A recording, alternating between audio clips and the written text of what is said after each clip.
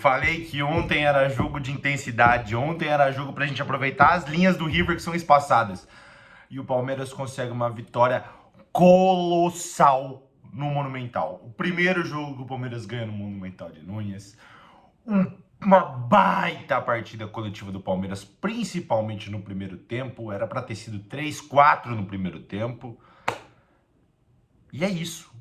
Finalmente o Palmeiras tem um time em 2025. O Palmeiras tem cancha para jogar em 2025. O Palmeiras cria casca. E o Palmeiras vence o River Plate por 2-1 no Monumental de Núñez lotado.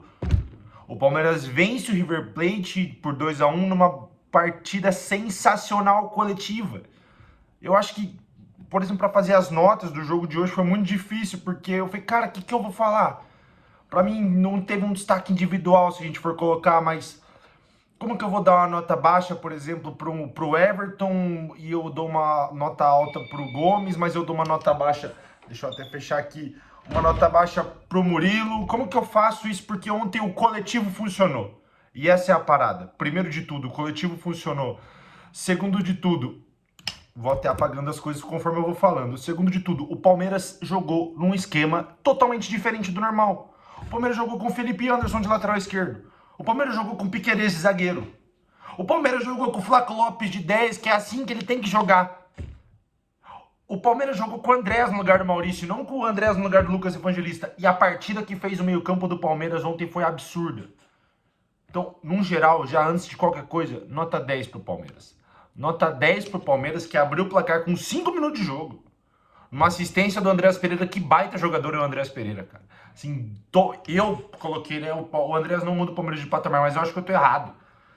O Andrés é outro nível de jogador, se a gente comparar, por exemplo, com o Richard Rios. É outro tipo de jogador. E num escanteio muito bem batido, já dá uma assistência pro Gustavo Gomes. Depois o Palmeiras ainda tem uma outra oportunidade, acho que com o Lucas Evangelista, de fazer o segundo gol.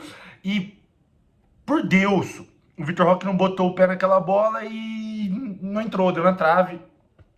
Mas depois o Vitor Roque fez um baita gol, uma outra assistência, uma bela assistência do Flaco Lopes.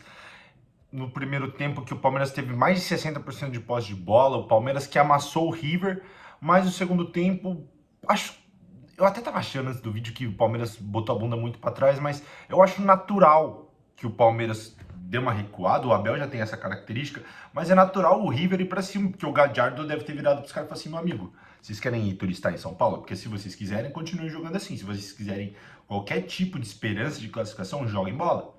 E foi o que o River fez. Ou tentou fazer, na real.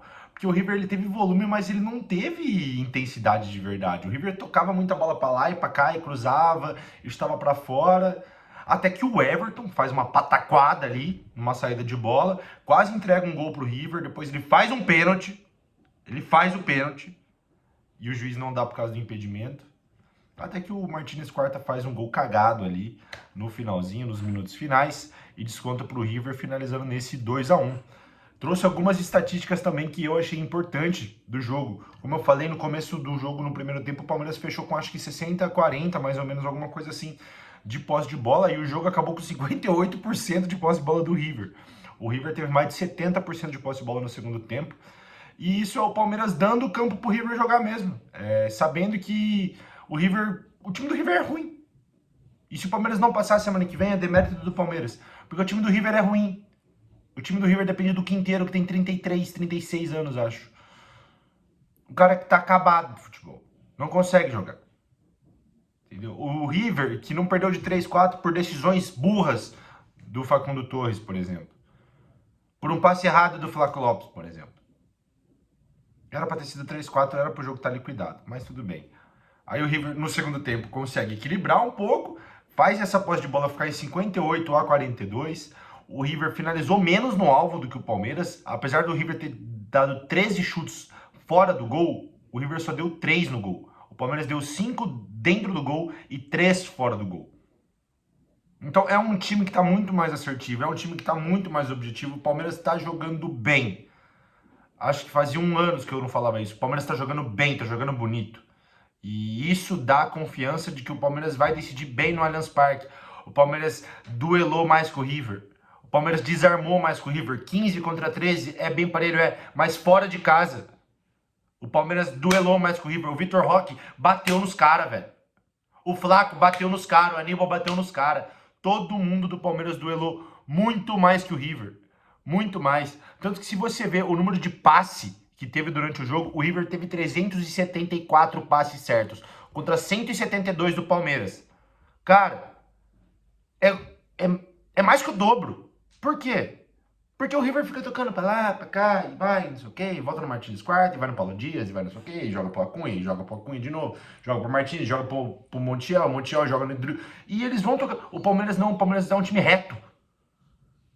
É o Everton, Gomes, Aníbal, Andrés, Flávio Lopes, Vitor Roque. É assim. E vai e faz o gol. O Palmeiras tá jogando perfeito. O Palmeiras tá jogando com DNA de time campeão de Libertadores. Que era o que faltou na Copa do Brasil contra o Corinthians. Mas que bom que perdeu e que agora veio isso. Entendeu? Pô, não é bom perder, mas, cara, pelo menos o Palmeiras acordou. Entendeu? Pelo menos o Palmeiras acordou. O Palmeiras errou menos passes do que o River, com 20 passes a menos errado. River errou 61, o Palmeiras errou 41.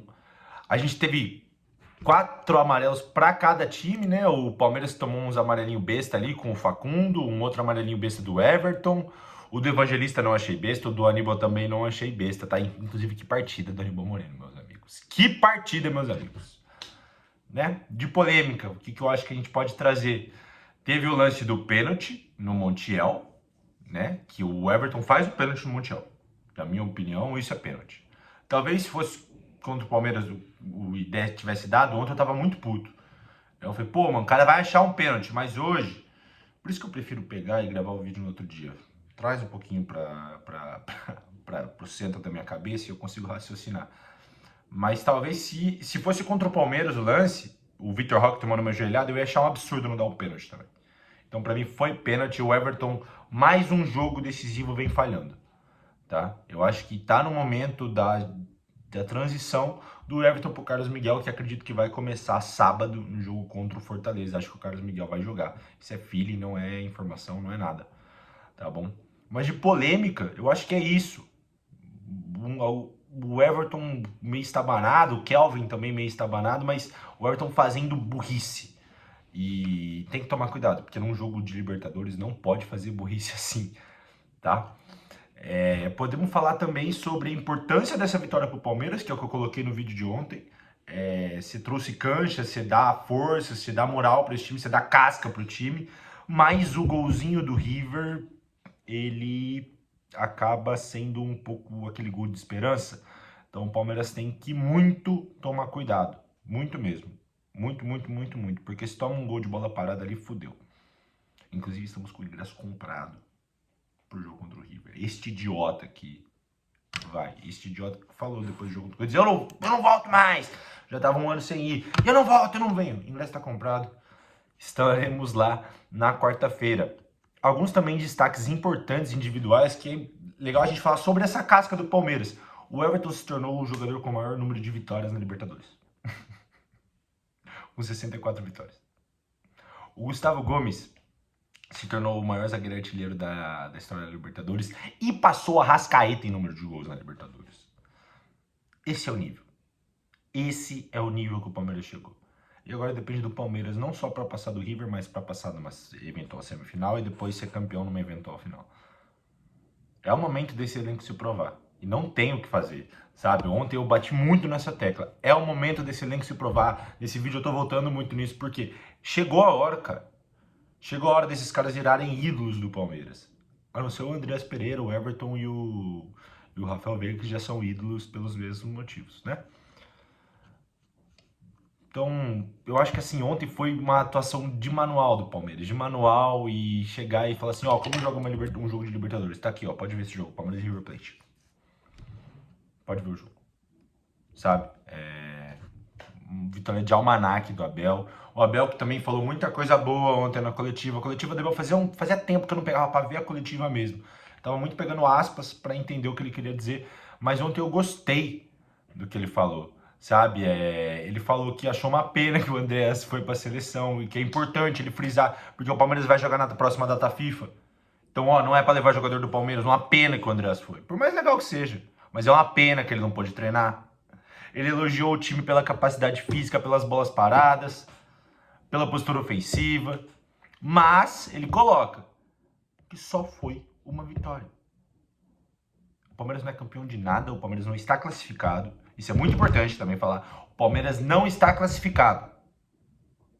Mas tem uma puta vitória, com puta peso. Uma vantagem de um gol, mas o peso dessa vitória, ele é muito grande. O Abel também colocou alguns alertas, que é que o Palmeiras tem que sofrer um pouco menos, sabe? E o Abel reconhece isso, que ele puxou o time muito para trás. Mas faz parte também, eu entendo. O futebol é um time contra o outro. Se jogar sozinho, beleza. O River empurrou o Palmeiras para trás e eu acho que o Abel errou nisso de também ficar indo muito para trás e errou em algumas substituições depois, mas vamos lá, depois. Agora falando sobre mais as falas dele, o Abel deixa o confronto em aberto e eu acho que essa é a postura que tem que ter mesmo. Não só pelo confronto, mas pelo Palmeiras. O palmeirense não aceita comemorar antes da hora. E o Abel sabe muito bem, muito bem sobre isso, né? Agora vamos para as notas. Cara, como eu falei, foi difícil dar nota. Pode ter algumas coisas aqui que as pessoas não vão concordar, mas não tem problema. Depois você lê as suas notas aí, aqui nos comentários. Ou se você não quiser comentar e criar o seu canal também para dar suas notas, fique à vontade. Ficaria muito feliz de estar incentivando alguém a fazer a mesma coisa que eu estou fazendo. Mas vamos lá. O Everton, além do cartão amarelo, eu achei que ele foi muito mal mesmo ontem. Eu vou dar uma nota 4 para ele. Assim como eu vou dar uma nota 4 pro Kelvin, que ontem tava precisando de uma fralda. O Kelvin tava nitidamente assustado com o jogo. Porque é normal, um cara que jogou no Atlético Paranaense, no CSKA, não jogou nunca no time do tamanho do Palmeiras. É normal, espero que semana que vem não aconteça a mesma coisa. Gustavo Gomes, Papi Gomes, nota 9 para você. Eu só não dou 10 porque o Palmeiras tomou gol. Porque pra mim, zagueiro só vai tirar 10 quando, né, não tomar gol. Papi Gomes, nota 9, partida de Almanac ontem. De Almanac, do nível mais padrão que eu vi o Gustavo Gomes jogar no Palmeiras. Com essa camisa aqui de 2020, inclusive essa camisa que tem o número dele. Nossa, capitão, e não faltam palavras para descrever o que eu sinto por Gustavo Gomes. Pra ser bem sincero, uma partidaça ontem. Assim como fez uma boa partida também o Murilo. Ia colocar uma nota 8, mas eu desci 1 também, então vou colocar 7, porque o Palmeiras tomou um gol. O Murilo fez uma partida segura depois de muito tempo. Fazia muito tempo que o Murilo não me passava essa segurança e ontem eu tive total confiança de que o Palmeiras não ia tomar gol. Até foi um pouquinho estranho a hora que tomou, mas foi uma cagada, né? Obviamente a bola desvia no Facundo Torres, esse energúmeno para a Sociedade Esportiva Palmeiras, mas enfim, partida muito boa e muito segura ontem do Murilo. Nosso terceiro zagueiro, Piquerez, por ter jogado fora de posição, eu vou colocar uma nota 6 para ele, mas eu acho que como lateral na saída de bola ele foi mal. Eu ia colocar o mesmo 4 que eu coloquei para o Kelvin. Então, se a gente fizer 4 mais 6, dividir por 2, dá 5. Nota 5 para o Piquerez. Não tá passando de ano, mas se precisar ir no conselho, com 5 os professor te passa, Pique, tá suave. Vamos que vamos, aprende a jogar de zagueiro e sobe um pouquinho melhor, só isso que a gente precisa de você. Vamos pro meio campo. Aníbal Moreno. Que baita jogo do Aníbal Moreno. Uma nota 7 porque tomou o cartão amarelo e não jogou o jogo inteiro, mas que baita jogo do Aníbal Moreno. Que baita jogo, 7 não, 7,5 eu coloquei aqui, peço perdão. Mas que baita jogo do Aníbal Moreno. Baita do volante. Um volante que se redescobriu depois do Mundial de Clubes. Desde o Mundial tá jogando muita bola e eu fico muito feliz que eu gosto muito do Aníbal também. Gosto desse volante mais açougueiro que o Palmeiras tem. Entrou o M no lugar dele, o M também não comprometeu muito. Teve uma boa saída ali, numa puxada de contra-ataque. O Palmeiras podia ter definido o jogo, podia ter definido o confronto ali, mas não conseguiu, faltou um pouquinho de qualidade para ele. Vou dar uma nota 6. O Evangelista também, outro nome do meio campo. Meio campo não dá para dar uma nota menor que 7 para os 3 titulares, né? O Evangelista jogou muita bola, apesar do cartão amarelo também. Tirei meio ponto dele, ia dar 7,5 para ele e 8 para o Aníbal. Mais pelo cartão eu tirei meio ponto, esse é o critério que eu uso.